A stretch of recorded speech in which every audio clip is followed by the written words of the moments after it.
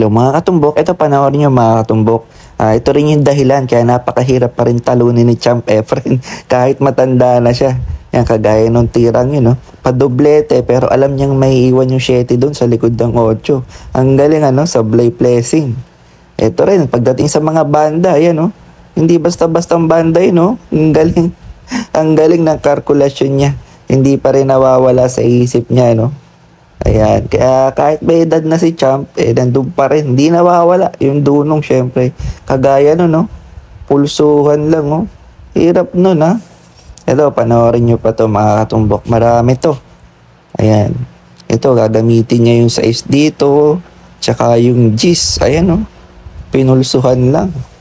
Ang galing, talaga namang mahihilo ka. Kagaya nito. Ayan, naplasingan dyan si Champ. Pero panoorin niyo yung kilos ni Champ dito ha. Ayan, alam niya kaagad. Ayun, no? Na-imagine niya kaagad yun. Doon daw tatama. Tapos doon, pupunta sa likod ng 4 doon sa pink. Tingnan natin ha. Kung paano niya i-execute to. Ayun no, pinektusan lang no, sa kaliwa. Ayun, nandun na yung pamato. Automatic ano. Ang galing. Yan si Champ Efren, kaya napakahirap pa rin talunin niya. Ito. Yan, may napansin ako dito. Ito, kung sa iba talaga, pwede naman paatrasin yan yung babayuhin mo para sa tres. Pero hindi niya ginawa yan. Pinalesing niya lang. Bakit? Kasi panoorin niyo si Champ Efren dyan. Panoorin niyo. Ayan o, tinetesting niya. Kaso, hindi niya daw kaya. Masakit na daw yung balikat niya. Pero nung kabataan niya, malamang babayuhin niya lang yun. Bali wala sa kanya yun. Pero nagagawa niya pa rin ang paraan. Gamit yung mga defense at alam niya. Ayun yung mga bandang ganun. Napakagaling. Lalo na sa personal, pag napanood niya yan, mga katumbok, grabe. Ito, kagaya nito, yung mga ganitong banda, hindi niya basta pinapatamaan niya. Tingnan niyo ha. Ayun may kalkulasyon yun. Para yung uno lalayo, ayan, naka-counter pa. Yan ang sinasabi ko, kaya napakagaling ng nag-iisang Efren Bata Reyes. Ito, doblete. Panoorin niyo to. Ayun wala sa anggulo yun, pero doblete niya pa. Parang pakurida na patampal yung ginawa niya doon. Yung mga ganito, bihira niyo makikita yung mga ganitong pigil. Yun, yung mga ganon. Yan, kala Efren lang yan. Sa iba, pabalikin na yun Yan, kala Champ Efren, makikita mo yung mga ganon. Parang namamatay yung pamato. Eto pa, panoorin nyo to. Look at the white, mga katumbok.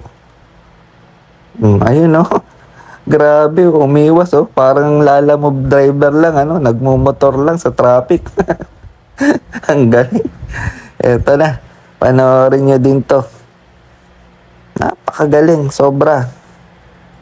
Ayan, cover yung uno. Pero tingnan nyo kung gaano magpatama si Champ. Ayun, sa pool. Na-counter pa. Pagka ganyan ng kalaban mo, talaga namang sasakit ang ulo mo. Yung blessing na ipe-blessing niya pa rin. Ganyan si Champ. Ito pa. Panoorin nyo to. Ito, pasok na yung drive dito ni Champ Kung makikita nyo kasi yung score dito, malayo. Ayan, itong size. Ayan. Kung tutusin, pwede niya lang ipakiting yan dito sa right corner. Pero tingnan niyo ang gagawin niya kasi alanganin yung preparasyon. Pwedeng mas-scratch. Yun yung gagawin niya. Ayun iningatan. Pero alam niyang papasok din tuloy-tuloy lang siya. Double purpose pala yun mga katubok. Kung sumabla yun, pala cover na cover din.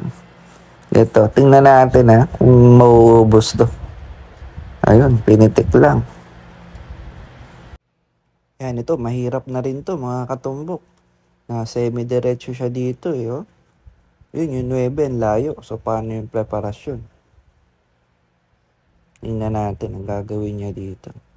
Yan, sinilip niya pa kung lusot yung 9. Yan, lusot naman. Yan. Yung pinaatras na may pectus. Ang galing, Yan. Pero nabitin siya dito, Lusutin na yung 9, tapos bitin pa yung preparasyon. Yan. Kung kayo ang titira, paano gagawin niya dyan, mga katumbok? Papaikutin nyo ba yan? Around the world? Pero tingnan nyo ang gagawin ng nag-iisang The GOAT. You know? Pinigil. Kontra yun mga katumbo. Kaliwa yung pectus no na may diin para mamatay yung pamato. Napakagaling ano?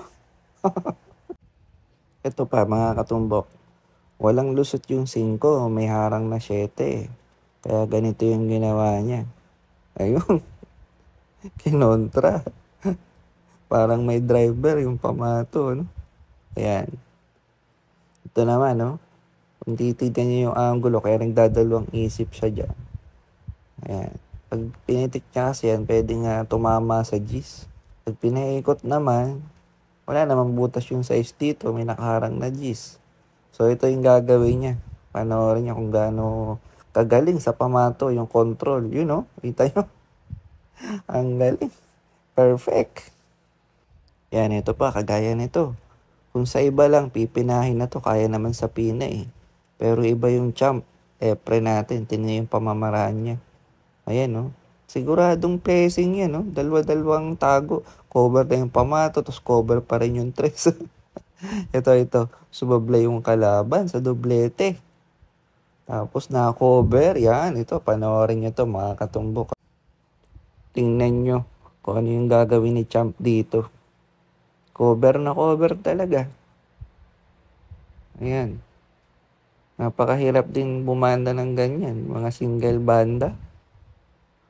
Pero tingnan nyo kung paano gagawin ni champ. Effortless. Ayan, binagsakan niya lang. Oh.